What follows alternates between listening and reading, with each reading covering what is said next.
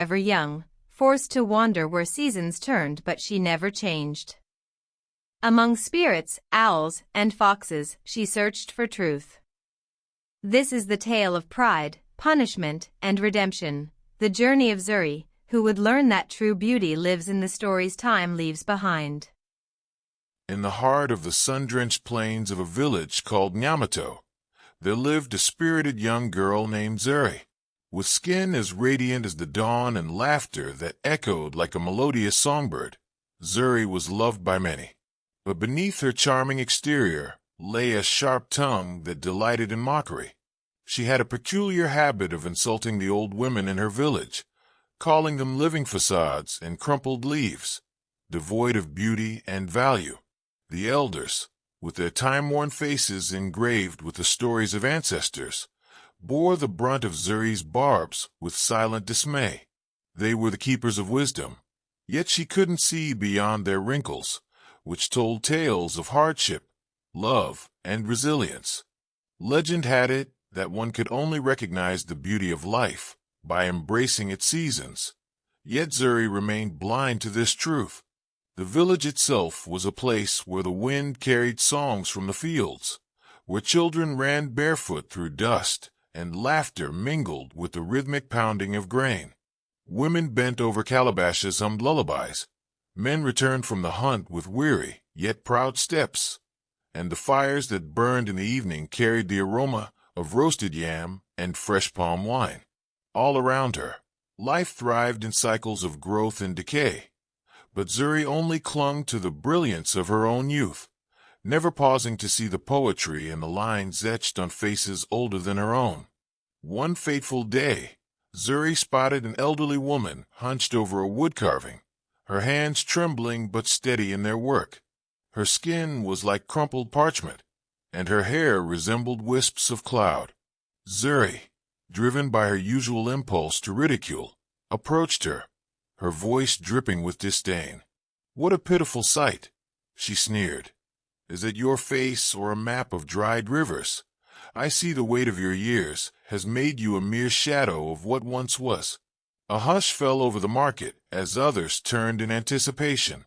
The air stilled, the crackle of roasting plantains faded. Even the goats seemed to pause in their restless bleating. The old woman looked up, her eyes glimmering like the last rays of sunlight on a darkening horizon. "Child, your words may sting like thorns, but they reflect your own ignorance.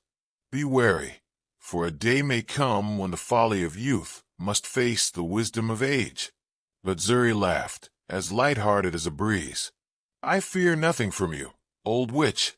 With a sigh filled with the burdens of countless lifetimes, the old woman raised her hands toward the sky and chanted an incantation, her voice low yet powerful. "May your defiance bring you everlasting truth, for you have sealed your fate by mocking the stories embedded in these wrinkles. You shall know the weight of eternity, little girl."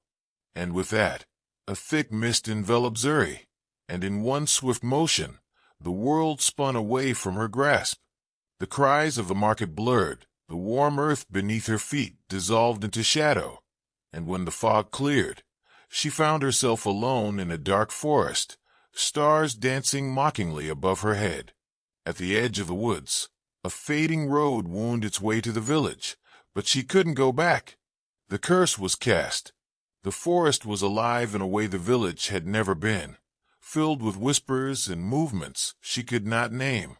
The trees loomed ancient and tall, their branches stretching like arms heavy with secrets, their roots twisting across the earth like veins. Strange flowers glowed faintly under the moon, releasing scents that made her dizzy with longing and fear.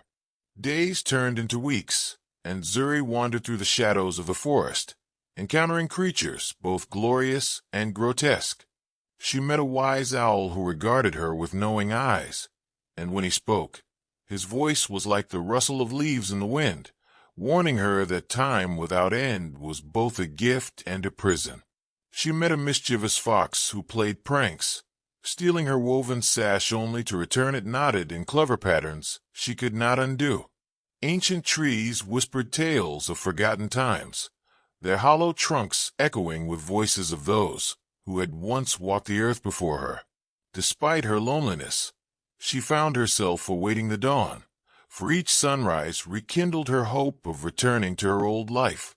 But her hope was dimming, and each day the weight of the curse pressed harder upon her spirit. She soon discovered that as she aged in the forest, she could not die. Each time she faced peril, a fall from a great height that should have broken her bones, a chilling encounter with wild beasts whose fangs snapped too close to her throat, she simply emerged unscathed, still in her youthful form. She was both ageless and trapped, moving through time like a ghost who could not pass into the light. She saw seasons turn endlessly, leaves budding, greening, falling, and returning again, but her reflection in the river remained unchanged, mocking her with its untouchable youth. One day, as Zuri wandered into a hidden glade, she came upon a gathering of aged women, their eyes glistening with the wisdom of the ages. They were the very elders she had scorned, now ethereal beings of light and shadow, wreathed in memories of joy and sorrow. They danced slowly, each movement carrying centuries of grace, their voices humming in harmony with the wind. Moved by their beauty, Zuri felt a pang of regret in her heart. Despite her yearning to join their circle, she could only watch, forever distanced from the warmth of their presence. In that moment, Zuri realized the true power of the curse. She was no longer to be a participant in life, but merely a spectator, cursed to watch others laugh and age while she remained in her youthful shell. The laughter of the village was a requiem, echoing her misdeeds, and every wrinkle she once mocked became a symbol of stories she would never know. She wandered further still and encountered a river whose waters sang softly of lives lived and lost, each ripple a memory, each wave a forgotten name. She tried to drink, but the water slid past her lips, leaving no taste, no satisfaction, as though life itself had denied her touch. She walked through meadows where children of spirits played and faded before her eyes, leaving behind only the sound of joy she could never join. She came to mountains where ancient faces of stone looked down upon her, unmoving and eternal, reflecting her fate. As the moon began to rise, bathing the glade in silvery light, Zuri fell to her knees, tears streaking down her face. "Oh, wise one," she whispered into the night, "I see now that beauty cannot be measured by the surface, but by the depth of experiences and the love we share." In that sacred moment of sincere humility, the old woman's spirit emerged from the shadows, ethereal and wise. "You have chosen to see, child, and your understanding may serve you well. The curse, while unyielding in its purpose, can be softened by the gifts of humility and grace. Use this time to learn, and perhaps the end you seek beckons closer than you think." With her heart lightened by the possibility of redemption, Zuri embarked on a journey of understanding.